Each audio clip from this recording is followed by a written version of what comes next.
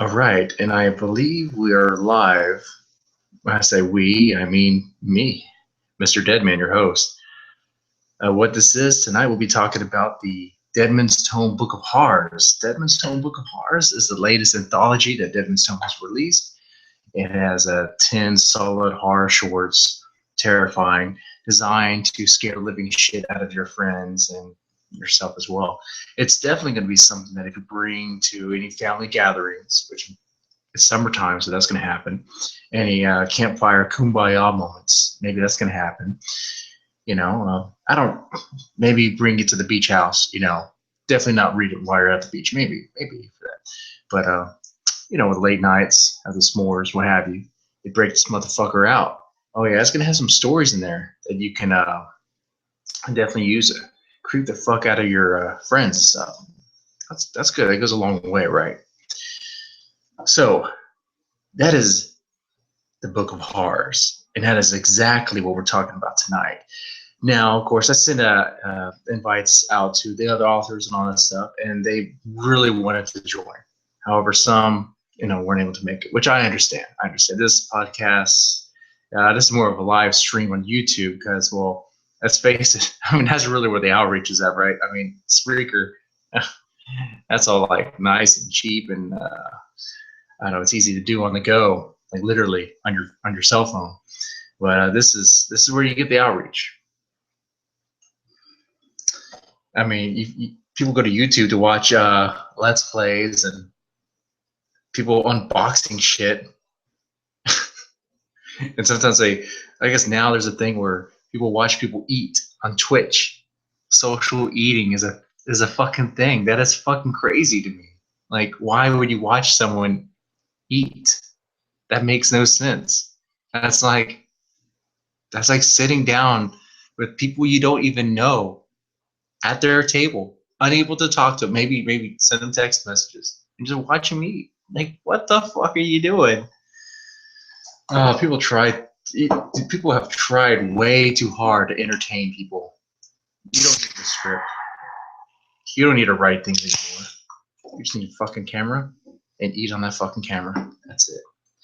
Well, tonight, I hope that reading is entertaining for some, Now, I don't have the most theatrical voice. I'm not the.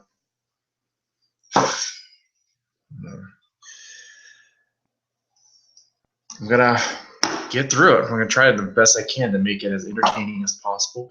I have a tendency to interject little quips, jokes here and there whenever it happens. Sometimes I just can't help myself. So what I'm gonna do is first go through a moment of shilling, because Deadman's Tome is an online magazine, right?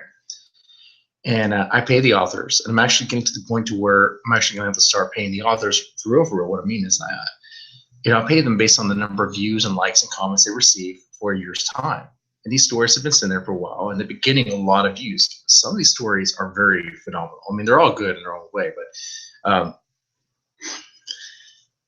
it's time to pay up. Now, I got the money, but it comes in slow because it's my personal way, But if you want to help me, one, have the longevity of the site, to support the authors, there's many ways. There's shirts, it'd be a Patreon, or guess what?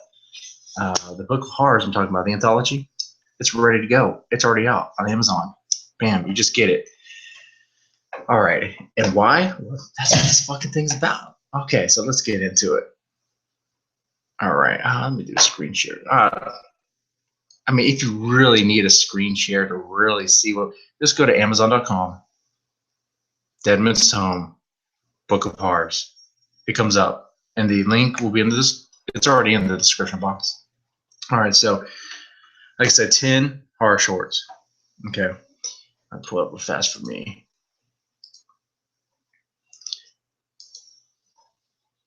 Okay, so going down the list, Melissa's Hobby by Sean Glashan. This story is, oh man, what can I say about the story? One, I've already spoken with the. If you haven't listened to it already, have an interview with the author on one of the Spreaker podcasts. Great guy. Actually, I should say great kid. The kid was 17 when he sent me the story. I didn't know that, but even if I did, it wouldn't change the fact that the story, it tells a good story. It's good. Demonic possession. Okay. A wife that gets into like black occult ritual shit. Okay.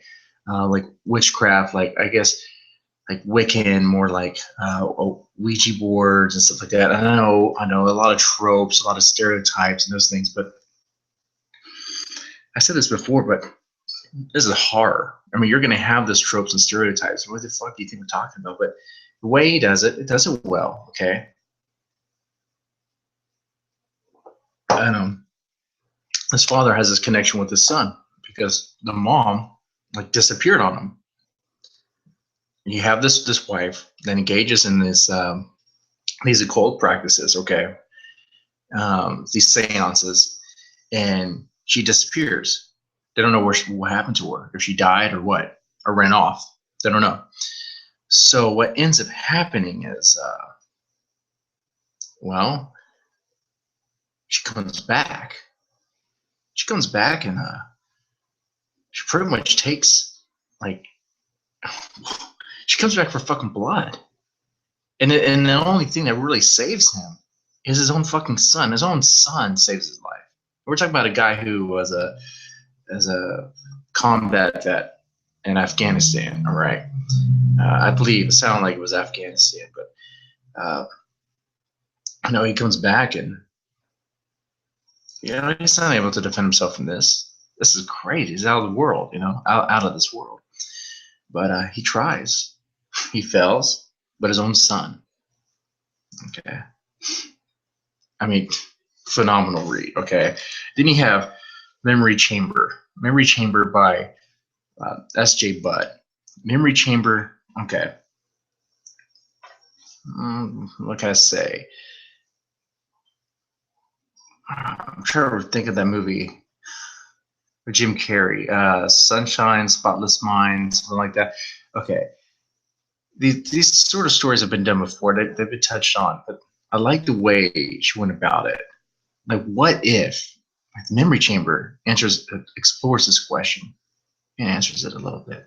What if you had the ability to just sign off on just erasing all those bad, horrible thoughts, all those bad memories that you just, they're just so heavy on your shoulders. They weigh you down, they crush you and all that stuff. What if you could sign off on that? Well, and that in itself becomes a drug, and that, instead of having to worry about these memories, I could just take this pill or do this procedure and I'm better now. But at what cost? At what point is it to where you become so used to just be like, you know what? I didn't like that encounter I had with that other person. I'm just going to erase that. Or better yet, you know what? I don't like the attitude my son gave me. I'm going to erase that moment. You know what? Better yet, I'm going to erase that I even had a fucking son. That's what this story explores. Crazy.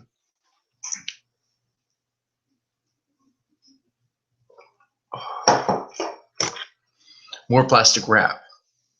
More plastic wrap. For me, by Florence and Marlowe, I found that more hilarious. But I mean, it is dark. Think Tall Tale Heart, except without the outright murder. Okay. No, the main character didn't murder this person, and the main character, to me, sounded like a neckbeard, like some sort of desert dwelling neckbeard, living with his mom. He's this adult male living with his mom. Okay. His mom is like 68, almost 70. Extremely annoying. In the story, she is so fucking annoying. And when I read that story, it's I'll show it to you. I'll show it to you. You're like, thank God she's fucking dead. Okay. And then you understand why he doesn't really give a shit when she's died. How does she die? Natural occurrences, from what he knows. But then he like instead of he's like the worst. I don't know. If you ever have a body you need to get rid of, do not go or do not do what this character did in More Plastic Wrap, because the genius that is his fucking neckbeard. He let's see, what does he do? He instead of you would think bury the bitch in the yard, right? Maybe in a pasture. Cut the body up, put it in a field, or put it in the river, or put it in the somewhere, or scatter the parts all over the place. Like, am I an expert? Oh, I can't answer that. But what I can say is that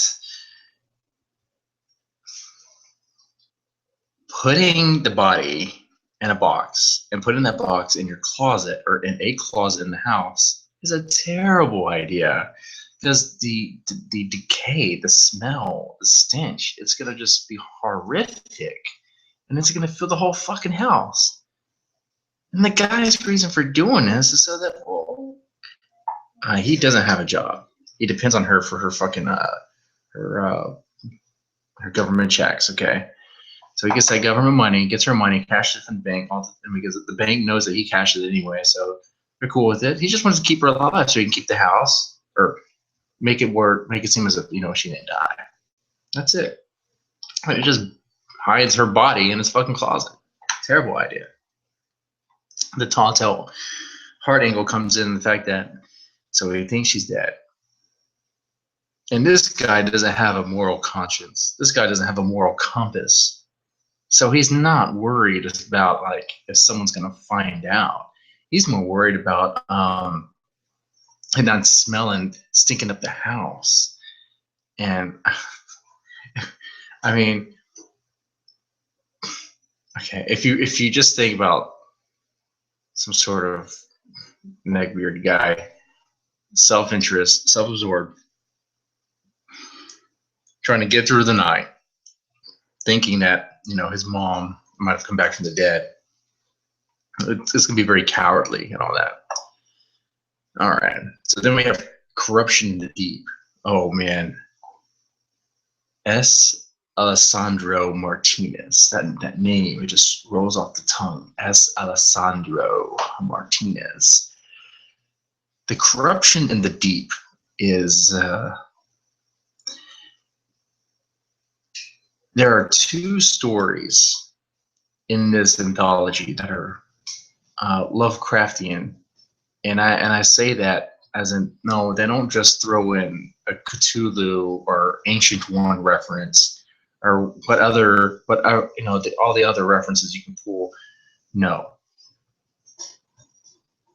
they go the full mile. I when you read The Corruption of the Deep, the way the prose is and all that, it's like it reads like a Lovecraft story, just about. Maybe the language may not be as archaic, but it is very close to it. And well, the subject matter. I mean, going into dreams and a dream state to find an ancient city, ancient forgotten city of dark origins, and to find that there's like this doppelganger, this I guess you say like evil twin or evil. To me, since I play a lot of video games and all that, Legend of Zelda was like the bad Link, the Dark Link. If you don't know what the hell I'm talking about, that's okay. Just think of I guess any show or any comic when they have like the bizarro opposite dark version of you, except that person's able to channel through and become you and all that. So really good. Maybe not the one that you necessarily I was to say maybe not the one you necessarily read at a campfire or over a campfire. It is shorter though. You can definitely do that. That one's probably more meant for inside the cabin. or the RV or wherever the fuck you're going to be this summer, you know? But someplace dark. Scuttlebug by Matthew Johnson. Man, Scuttlebug is a great short, quick read. Now, this one is definitely the story you want to read while you're roasting s'mores and shit like that. This one's going to gross the fuck out of everyone. Let's see. Like I said, it's going to gross the fuck. It is gruesome. It is body horror as well. You're dealing with something, a parasite within a body. Just the way he describes it, it just sounds like this bug. This to me, it looked like some crazy black lobster thing with like I don't know, trying to lay eggs in this woman's vagina. Now, the story never really explains why or how it even got there, and it keeps that open. But the fact that it's happening, so it's one of those. But and that's part of more of the mystery. That's why I say it's perfect for camping or campfires situation, because you can kind of explore that, if you will, or even add a little bit more to it. Very easy to do. But the gruesomeness, the description, the fact that the persistence of this fucking parasite thing, that she literally has to tug out from her fucking vagina and just try to stay safe. Oh, that's when the ladies are probably gonna squirm to that one. Guys, I don't know, but definitely the ladies will squirm to that.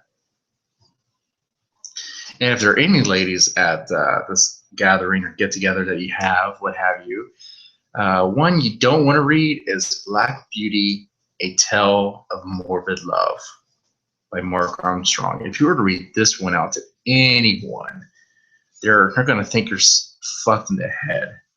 Black Beauty: A Tale of Morbid Love. I covered this before on the podcast, and it touches on the subject of necrophilia. Okay, here you have this scene. Okay, and I love the way it does it, because it doesn't outright say it's a zombie story. It doesn't outright say that that's the guy's situation. No, in fact, it really just sounds like, yeah, the guy is desperate. He's stranded. He's alone. All right. He's been with this person, kind of, sort of, and her body's just still there, decaying and all this stuff. And he goes to town on it still.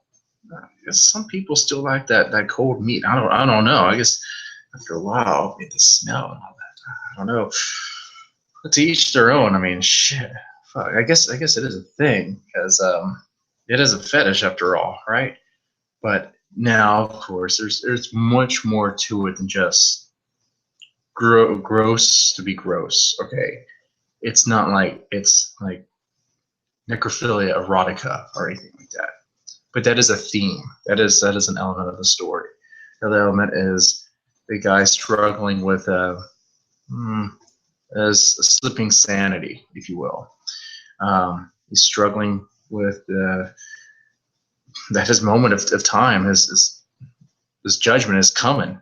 He knows it. He's like in his final days of his final moments of his day, really, and that's where the zombie element comes in.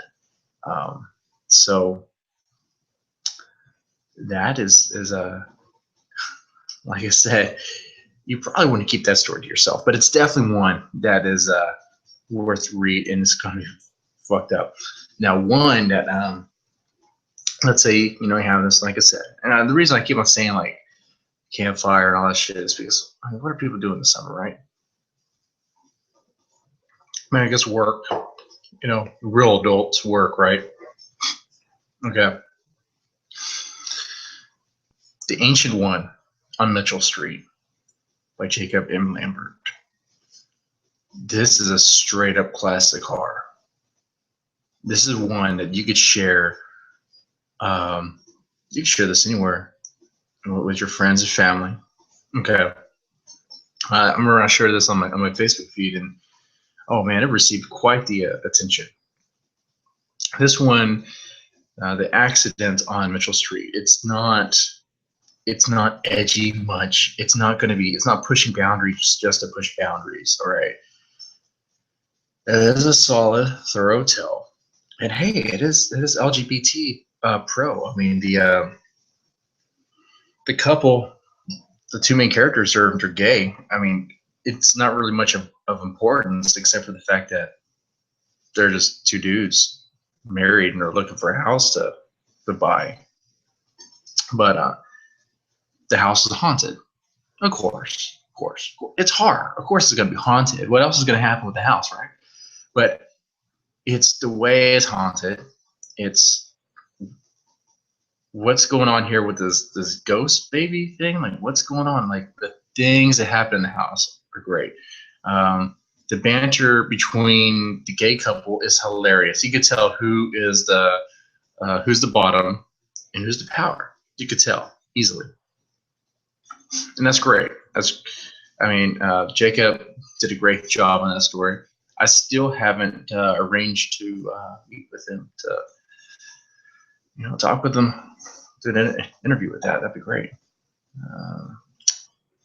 And Shut In by Johan. Let's go to my notes fast. That's a lot of stories. That's a lot, and that's another thing here. This anthology, I know it's 10 stories, 10 short stories. I mean, how fast can you get through that? I'm not going to be able to get through it tonight. I'm going to be reading this thing, bits and pieces, but I'm not going to get through it all tonight. There's no way. Shut In. Okay, Shut In is all right. So Shut In is the story about the hitman. It kind of reads sort of I would say like crime noir-ish, but when I was reading, I was like, okay, this sounds, with all the references and the way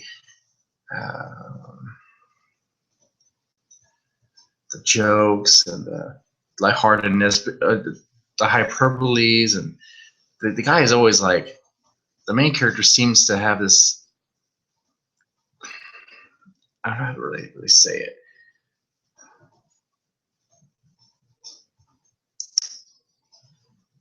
Yeah, I just have to say that it's just, there's hyperbole is everywhere. I mean, he's prone to extremes. When he narrates, it's about him, centered focus on him, and it's about like what's going on with him, but in a way to where it sounds like things are drawn to extremes, like black and whites, those sorts of things. So that's where you get that kind of crime noir sort of vibe to it, though maybe others may not get that. So I mean, that's the that's the narrative style of that story. The story itself is it's a hitman trying to explain that he's not a bad guy. He just did this job, and now he's suffering from this. Once again, another body horror piece where think of like Thinner, or Stephen King's Thinner, where now he's suffering from these intense like bowel movements, this decay from within, all because this motherfucker put a curse on him. Also sounds like Thinner, huh? Yeah, so that one's good. Kingdom of the Living Dead. That's the other Lovecraftian story. It reads phenomenally well.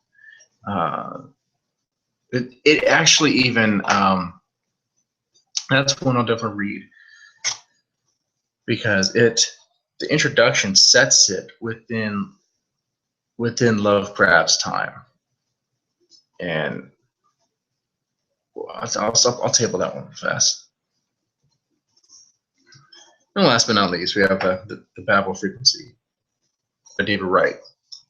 This one, I don't know. I mean, if you don't follow Deadman's Tome, then I guess you probably don't know. But this one is one where pretty much praise the guy. If I could phrase them, I'm practically sucking the dick right now about the Babel Frequency. Give them much love. Usually, those are curious writers, authors.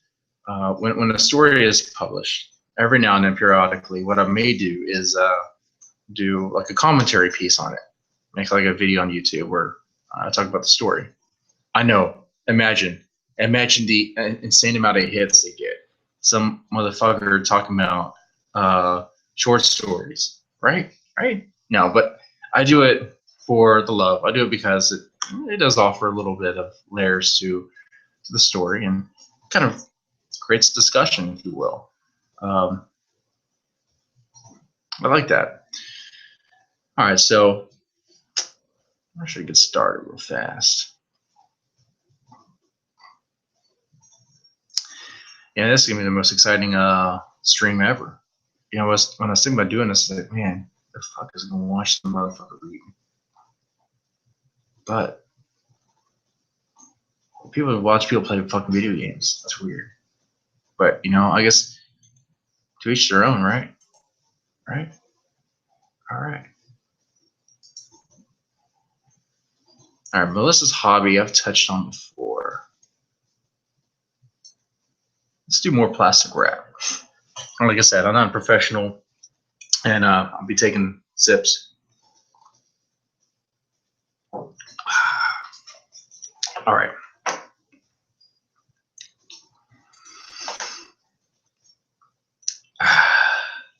More plastic wrap by Florence and Marlowe. The gloom descended on him the moment his sneaker touched the broken walk leading to his mother's house. It was as if a cloud had taken up permanent. Sorry, I can't even fucking read right now. Goddamn. It was as if a cloud had taken permanent residence over the green tiled house. Michael looked up at the grimy windows, and he stared back with baleful black eyes. The beast, as Michael liked to call it, waited for his return, laughing at him.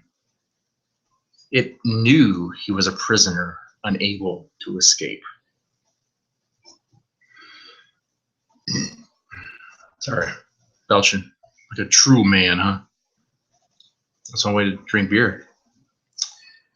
The rusty mailbox, cleaning to the side of the house by one screw, hung heavy with the day's mail. Michael shifted the plastic bags to one hand, dug out the fistful of envelopes, bills, advertisements, and his mother's social security check. He gritted his teeth. Another reminder that he was not his own man. Hoping not to wake her, Michael crept to the door, but the house betrayed him. The door creaked, squealing on him. Under his breath, he cursed at the miserable beast. Is that you, Mikey? Her voice was like a buzzsaw, gnawing at the nerves of his ears. Oh, so I didn't do that right. It's more like a, is that you, Mikey? I'm sorry. When you get the idea. Michael felt his lips curl back into a snarl. Yeah, it's me. Did he get my smokes? He tossed the bags on the kitchen table. They contained 3 packs of Marlboros, 6 sticks of Slim Jims, and a 32-ounce bottle of blue Gatorade. Did you get my smokes, sweetie? Her scratchy, witchy voice crawled its way from her bedroom upstairs. Michael shouted back, yeah, I got everything. Here's your mail, bitch. I guess say that. Under his breath, he muttered, you crazy old bitch. I guess he does say that. Right. His mother gingerly climbed down the stairs in a dinky pink house dress and terry cloth scuffs. She was a tiny woman peering out beneath heavy black framed glasses. A nearly spent cigarette hung from her lips as she approached her only son. Oh, what a classy lady. She sounds so fuckable. Did you have enough money for everything? Michael grunted and nodded. The woman patted his arm and eased herself into a chair to look through the mail.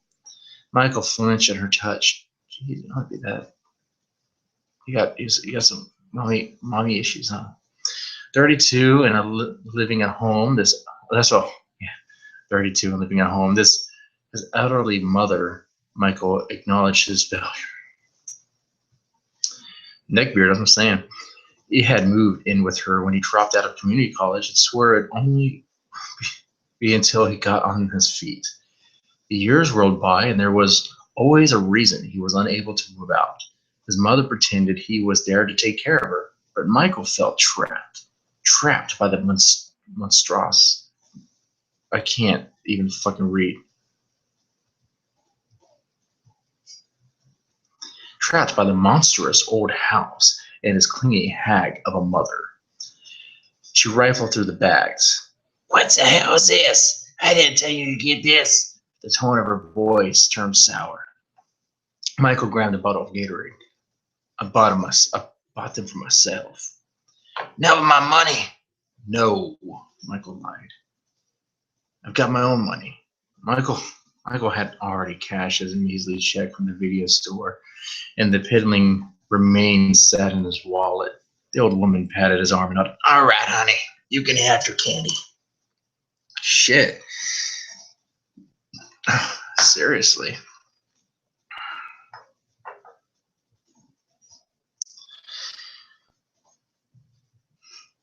Okay. Michael furiously ripped open a Slim Jim and tore off a piece with his teeth. The salty, dried meat tasted bitter in his mouth. "Sweetie," his mother said, "do you want to take my check to the bank and cash it now?" Not now, Ma," Michael said. "But Mikey, I just signed it." Michael gritted his teeth and headed for his room. "It's got my name on it now. What if I lose it? What if someone breaks in?" "I'll do it tomorrow," Michael growled. Damn it, fuck. The old woman sighed. "All right, honey.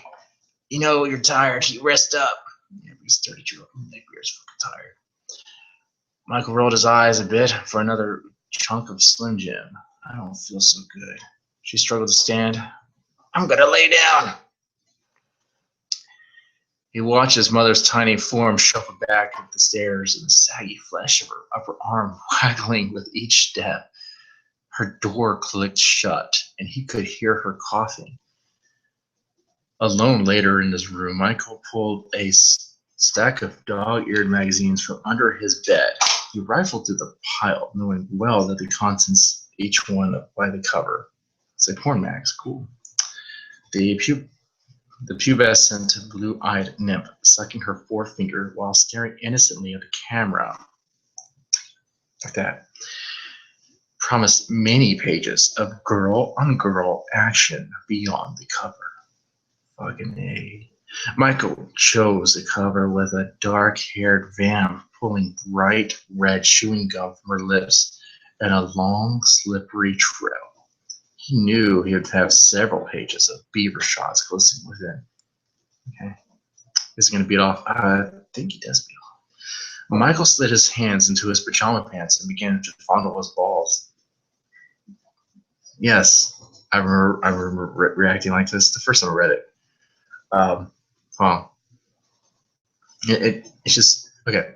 Michael set his hand in his pajama pants and began to fondle his balls. His vision blurred slightly as he caught up the images of young women on their backs, their legs open, forming a perfect V on the smooth, slick pinkness lying between their thighs. He sighed.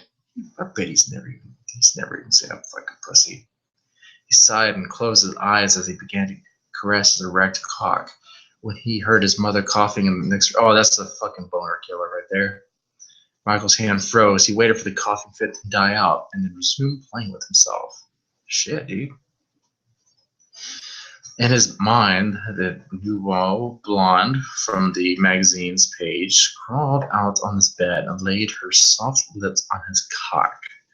Her eyes were locked into his as she dragged her tongue up the shaft and traced the tip of her tongue along the ridge of his big mushroom head. Fuck, whatever. He has a micro penis. Come on. And slid his hand up and down faster along his penis. While his mom started a new bout of throat-reaching coughs. Michael shouted to her, "You all right, Ma? I'm just over here stroking my penis, but you're all right, Ma?" He couldn't very well tell her to shut the fuck up. I'm trying to concentrate here, but I mean, you might as well, right? In between coughing fits, she called back, "I'm all right. I just need some water." I leaned back in bed, gripping his cock, and with one hand until it hurt, she was still hacking. Michael tossed the magazines onto the floor and stared at the dark sun. Freaking crazy bitch. What's going on? Going to cough all night? It sounded like she was in the room with them. He rolled onto his stomach, his cheated penis aching. Why won't she just leave him in peace? Her coughs echoed throughout the old house. It's as if the walls are mimicking her, coughing back in sympathy. The coughing fit continued. He could hear her straining to bring up whatever it was blocking her throat, and he felt his stomach roil in protest. Each each jag and hack was like a blow to the back of his head. Last thing he thought before falling asleep was disgusting. Oh, bitch. Just past 4 in the morning, Michael started to sleep. Foggy, he sat up and listened. His mother was calling his name. Mikey, I need you. She was struggling to speak. Michael could hear her gasping and wheezing. Her voice was strangled. Mikey! Of course, Michael felt no urgency to get up. A great lethargy seemed to wash over him as he listened to, because he wasn't able to finish coming. I mean, come on, his mom just interrupted the whole fucking thing. He lay staring into the dark, only glancing at his alarm clock to check the time. Michael was well aware what had happened. It had happened before. She fell asleep on her back, and the mix of phlegm and tobacco in her throat had formed a plug, and she was choking. But all she had to do was go to the bathroom and get a drink of water. She gagged as she tried to dislodge the obstruction. The sound turned his stomach. Her voice, normally high-pitched, Mikey, water, water. I just love that. He could hear her gasps and moans drifting down the hallway. Instead of feeling alarmed, Michael felt nothing but excitement. Her labored breathing created a rhythmic pattern. It reminded Michael of something he had read as a kid in the school library. I think I can, I think I can, I think I can. He began to chant the words under his blanket, along with the phlegmatic sound of his mother's wheezing. He stopped chanting and listened. He could hear a weak, barely audible whistle in the next room.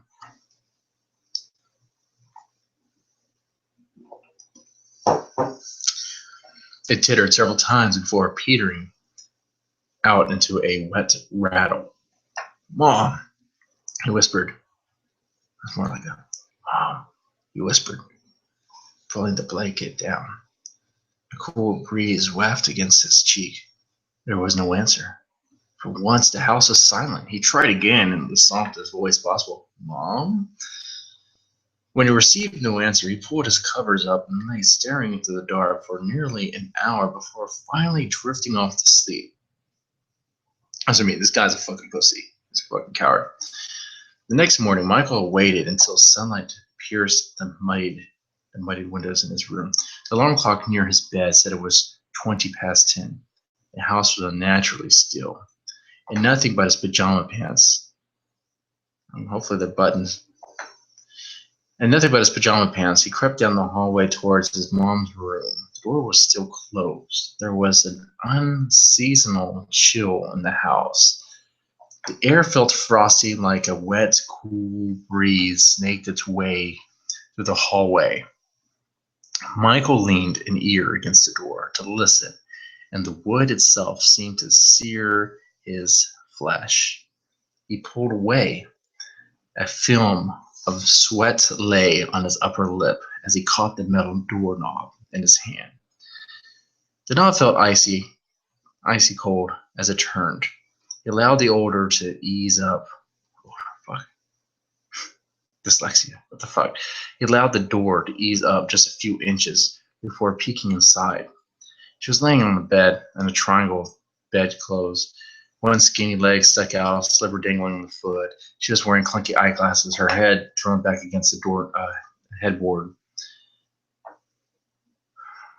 The texture of the wood, the bubbles, and the yellow paint seemed to grow before him. A tattering spider. I can't even fucking read it. Goddamn. A tattered spider web hung in the corner above the staircase, and Michael watched it sway gently. His heart thumped in his chest. He rapped at the door. His knuckle. What the fuck? He rapped at the door with his knuckle, and it sounded brutal. He pushed the door open and whispered, Mom? The door swung open and the picture was still the same. His mom was frozen in an absurd ballet pose, half in, half out of the bed. I'd love to see that. She's about to fall. Michael padded into the room, standing at the foot of her mom's bed, and seemed impossibly neat, save for the box of tissues and three packs of Marlboros on her nightstand, one already open, missing several cigarettes. The white and pink quilt, lumpy and misshapen from too many rolls in the dryer, still lay neatly folded across the foot of her bed. A litter of used tissues were scattered over the floor with one slippered foot. In the time it took Michael to move from the door to his mother's bedside, he took in the white flecks of dry spittle from her mouth, the yellow discharge on the front of her pink nightgown, and the glaze of her open beneath the thick lenses. He leaned forward as if to touch her, and then bolted from the room. He dashed into the bathroom, pitching forward over the sink, dry heaving. The ghostly taste of Slim Jims filled his mouth. His mother was dead. His mother was dead. She was lying in her bed like a fucking stumpy mannequin. Michael dropped his ass to the toilet, gathered the legs of his pajamas.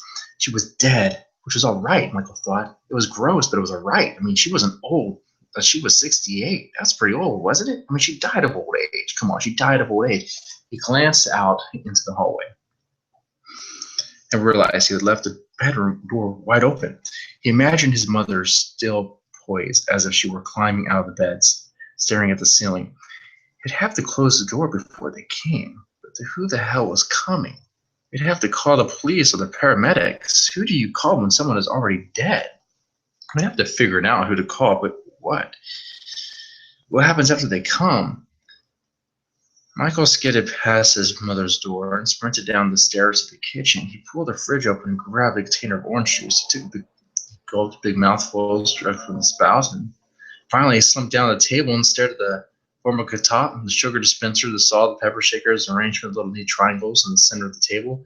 His mother had used them as paperweights to keep the precious Social Security check in place. Michael put one finger on the pale yellow piece of paper and dragged it over the side of his table. Michael picked up the check, turned it over. His mother's neat, almost artistic-looking signature was scrawled at the edge of the back of the check. Funerals were expensive. He looked at the hard yellow wallpaper and the garish light fixture dangling above. He could sell the beast. There had to be a will somewhere, although his mom had always had a superstitious fear of talking about her own death. So what if there was no will? What if there was this rickety monstrosity? This rickety monstrosity could take years to sell. His mother's check felt hot in his hands. The beast was paid off. Who had to know if the old woman was dead? Who would tell? If she never left the house, it would be his secret.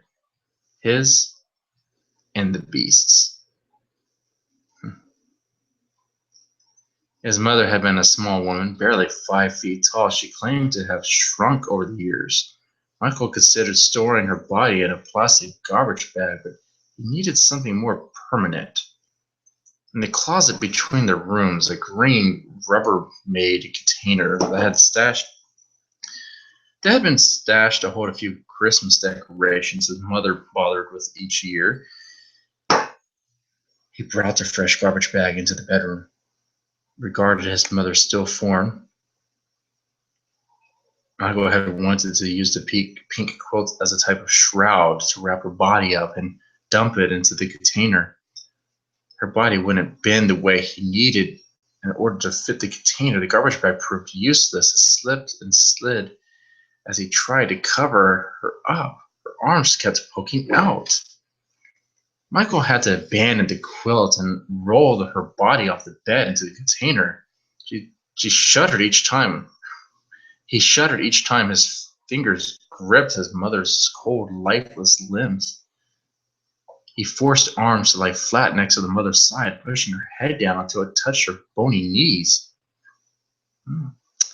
When he stepped back, sweat poured down his cheeks into his collar.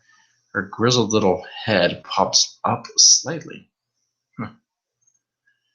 Michael forced the lid onto the container, pushing his mother's body down.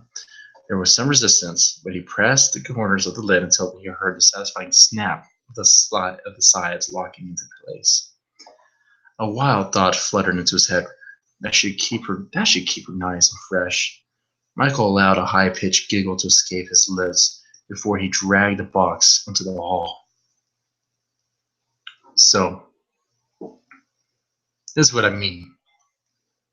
A story, so this neckbeard motherfucker doesn't really regard his mom in a very positive light. He doesn't outright kill her, but he doesn't help her either. So he's an accessory of the crime. Well, in a way,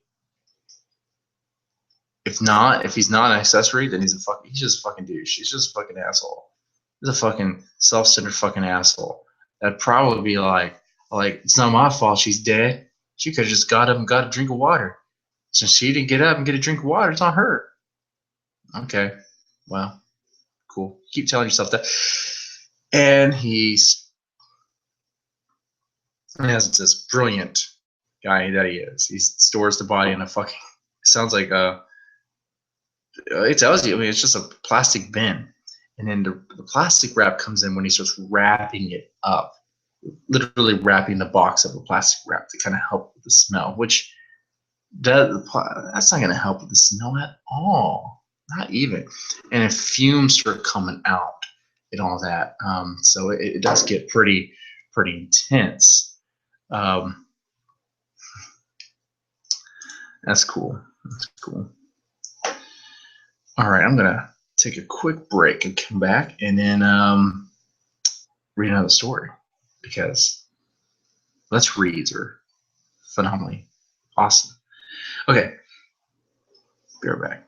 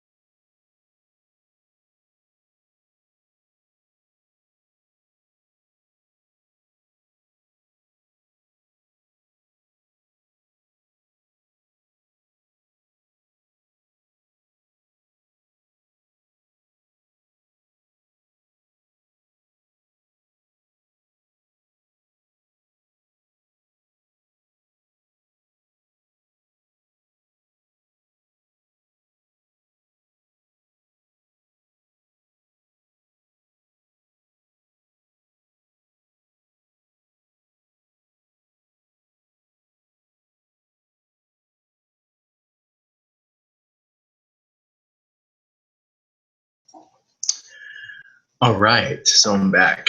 All right, so what we're going to do here is I want to read one more. Once again, this whole stream is to promote Deadman's Tome Book of Horrors, the latest anthology that's out. It's on Amazon. You can go there, check it out. The link is on the description box below, all that. The other story I'm going to read is Scuttlebug. All right. Scuttlebug by Matthew Johnson. Now this one, like I said before, it's short, it's sweet. Well, I wouldn't say it's sweet. It's pretty gruesome. This is one you could definitely read in a, over a campfire with a group of people gathering. It's quick, entertaining, it's fun. Well, I say those things, but we'll get into it. I'm gonna be ready.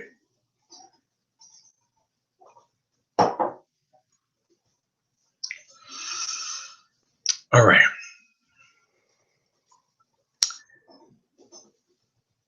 Amanda's gut churned, ripping the delicate fabric of sleep.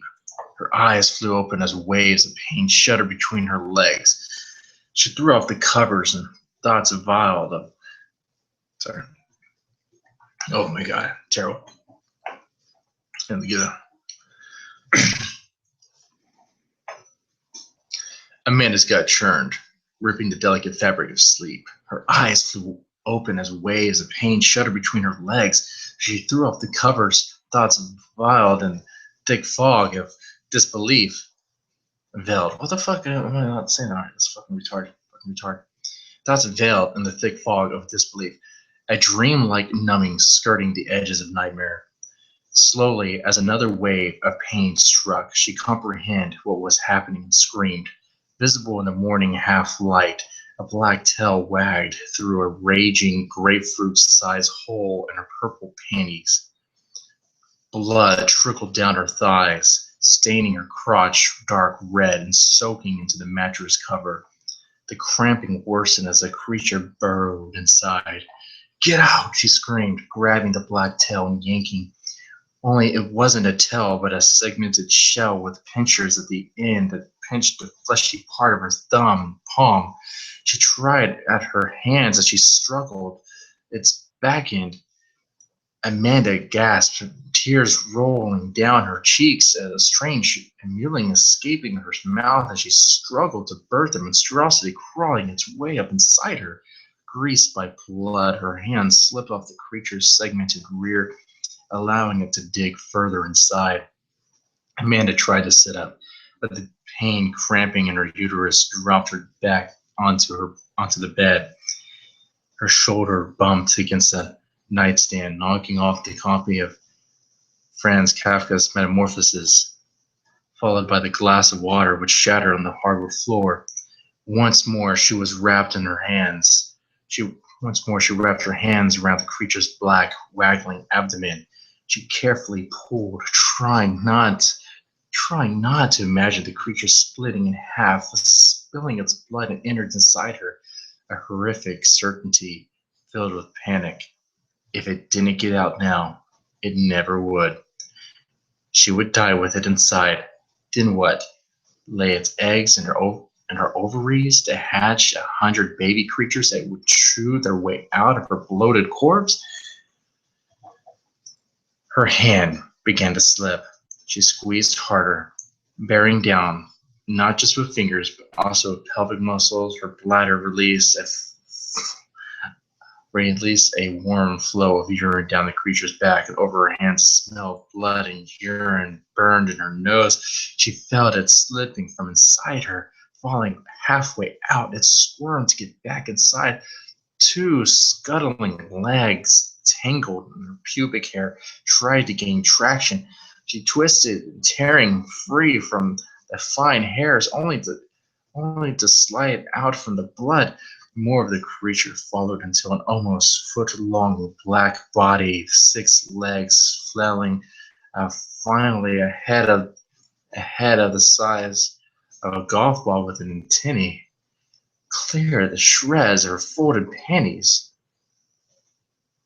A shred of folds of her panties. "Get the fuck away from me!" she screeched, tossing the creature across the room. It thudded against the wall, leaving behind a red smear where it struck. She trembled, bile crawling up her throat as its beady black eyes turned on her. Its head tilted as though weighing its options, its mandibles glossy red with shred of flesh hanging from them clicked together, producing a chittering noise.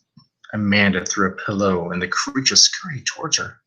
She screeched, listening to its feet pattering on the hardwood floor beneath. She stared down at the mattress, terrified that it could crawl back up to get her. No. The spring and the foam inside should stop it. As if in reply, it thumped against the mattress, the bottom of the mattress. "What do you want?" And with another thump, followed by tearing of fabric, vibrations shook the mattress directly beneath her. Amanda crawled to the opposite side of the bed, watching as the covers felt open with black pincers poking through. She jumped off the bed, crumpling onto the floor, and doubled over by painful cramps. Tiny red droplets specked the oak wood. Antennae popped up between the split cover, touched the blood, and bent backwards. Its mandibles, bent them towards its mandibles. Its beady eyes tracked the room and discovered her. They stared at wow, huh? They stared at each for a brief moment. This is I'm not a fucking professional fucking reader here. Goddamn. I don't know. Let me get out of the moment for a moment. ADD or whatever. All right. They stared at them. They stared at each for a brief moment, then crawled up to the mattress and scurried after her. Amanda scooched backwards, leaving a red trail, and the pain hurt like a hot poker jammed inside, so she couldn't walk, let alone run away.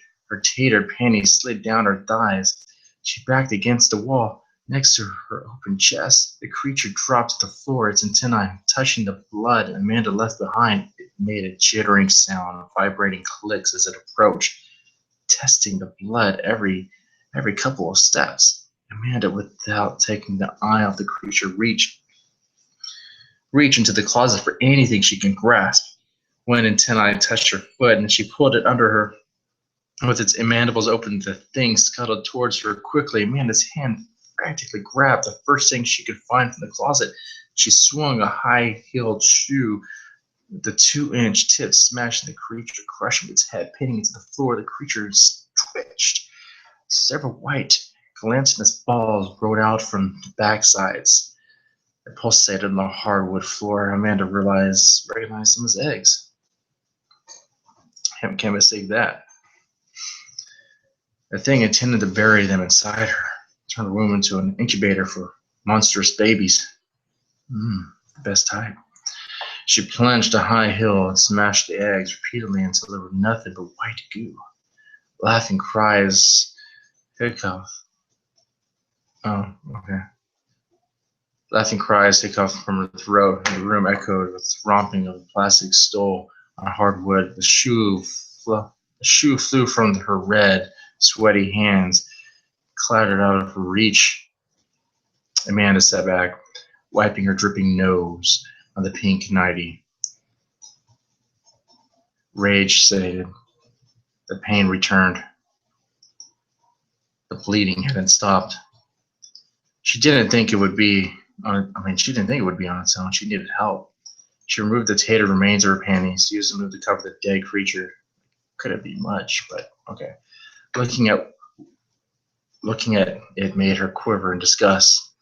She managed to hide the smashed head, leaving its black segmented ends sticking out. Crawled to the bed. After dragging herself up to the mattress, she reached across to the nightstand and picked up her cell phone. 911. "What's your emergency?" the operator asked. A woman which Amanda was grateful to hear. She might sympathize more than a man. "I need an ambulance," Amanda said. "I'm bleeding. It won't stop." "Where are you bleeding?" "Down there," she said. "What's the tag?" "Are you safe?" Yes, I'm safe." "All right, we'll have dispatch an ambulance, ma'am. Stay on the phone." All right. Less than 20 minutes passed. She heard sirens pull up in front of her home. Amanda dropped the cell phone on the pillow. There was a pounding at the front door. She remembered locking it last night, a night that seemed months ago. She couldn't get up to unlock it. There's some shouting. The wood door splintered. Two firefighters entered her room. Amanda pulled up a sheet to show her dignity. "Can you move?" one of the firefighters asked. She shook her head, pointing at her belly. Holy shit. Holy fucking shit. More like it, you know? The other firefighter said, staring at the dead creature on the floor above the closet. "See, I'm telling you, panties was a terrible idea." The other firefighter kicked off the panties. Looks like a giant earwig. Nah, man, it's a vagina wig. Amanda thought, hysterical laughter choking her once more. Okay. Glad she laughed about it. The fireman looked at her but didn't say a word. A pair of EMTs brought up a gurney, and the four men used a mattress cover to transfer Amanda onto it.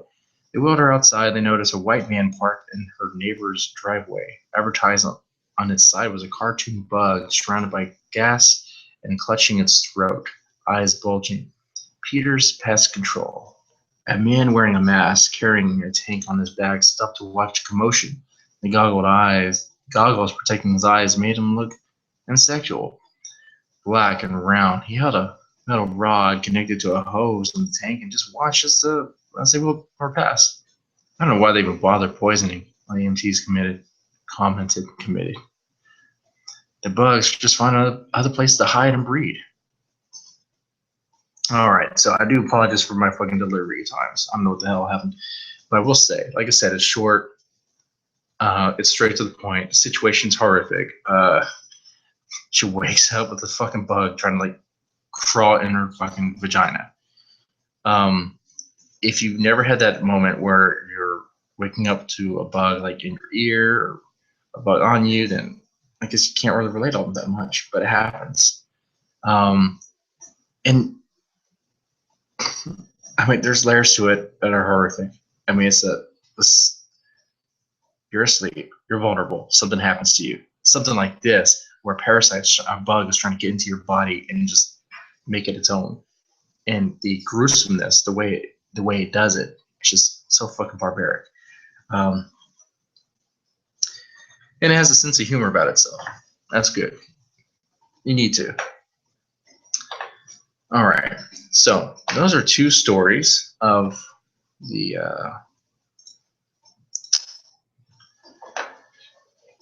I'm sorry, I lost my train of thought. Those are two stories of the Deadman's Tome Book of Horrors, Volume 1.